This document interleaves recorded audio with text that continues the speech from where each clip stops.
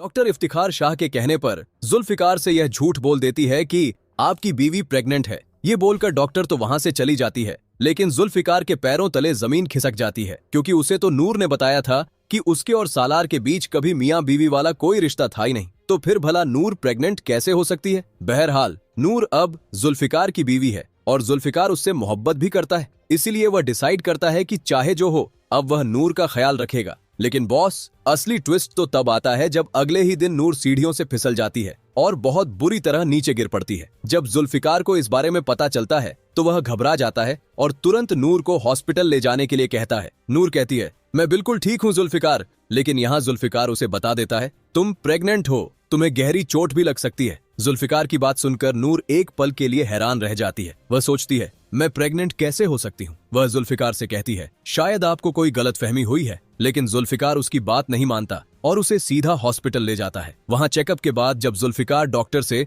नूर की प्रेगनेंसी के बारे में पूछता है तो डॉक्टर कहती है, सर आपकी बीवी प्रेग्नेंट नहीं है, उन्हें बस एक छोटा सा फ्रैक्चर आया है, हमने दवाई लिख दी है, थोड़ी केयर के बाद वह जल्दी ठीक हो जाएंगी। डॉक्टर की बात सुनते ही जुल्फिकार एकदम शॉक हो जाता है और उसके दिमाग में तुरंत डाउट आता है कि जरूर उस डॉक्टर ने किसी के कहने पर मुझसे इतना बड़ा झूठ बोला होगा। वह तुरंत डॉक्टर के पास जाता है और उससे सच बोलने पर मजबूर कर देता है। तब डॉक्टर डरते डरते सच बोल देती है, सर आपके डैड इफ्तिखार शाह ने मुझे पैसे दिए थे ये झूठ बोलने के लिए, मुझे पैसों की जरूरत थी, इसलिए मैंने आपसे झूठ बोल दिया। I am really sorry sir. Doctor के मुंह से यह सच सुनते ही जुल्फिकार गुस्से में आग बबूला हो जाता है। वह तुरंत अपने घर वापस आता है। घर आकर देखता है कि इफ्तिखार शाह फोन पर मारिया के डैड से बात कर रहा होता है, क्योंकि मारिया के डैड को यह पता चल चुका था कि जुल्फिकार ने अपनी पसंद की दूसरी शादी कर ली है। लेकिन इफ्तिखार शाह उसे तसल्ली दे रहा होता है। वह कहता है, फिक्र मत करो, जुल्फिकार जल्दी ही उस लड़की को डिवोर्स दे देगा। मैंने ऐसी चाल चल दी है कि अब वह चाहकर भी नूर को अपनी बीवी बनाकर नहीं रख पाएगा।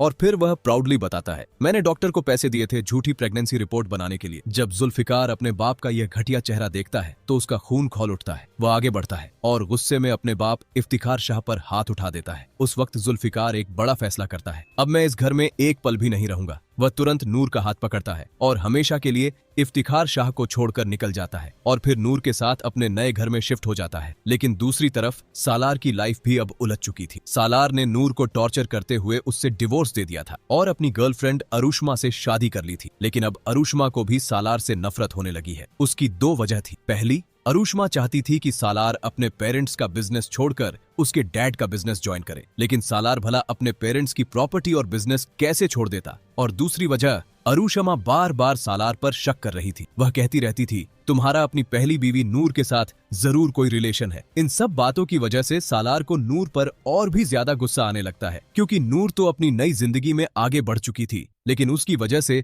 सालार की मैरिड लाइफ खराब हो रही थी। एक दिन सालार गुस्से में नूर को फोन करता है और उसे धमकी देता है, तुम इतनी आसानी से अपनी लाइफ में खुश नहीं रह सकती नूर, मैं तुम्हारी और जुल्फिकार शाह की जिंदगी बर्बाद कर दूंगा। और अब सालार बदला लेने के लिए जुल्फिकार शाह पर जानलेवा हमला करवाने वाला है। लेकिन दोस्तों, असली सवाल यह है, क्या नूर अपने शौहर जुल्फिकार की जान बचा पाएगी? क्या जुल्फिकार गुस्से में सालार के घर जाकर उसकी धुलाई करेगा नूर को फोन पर धमकाने के लिए? कमेंट करके जरूर बताओ दोस्तों, आपको क्या लगता है आगे क्या होने वाला है।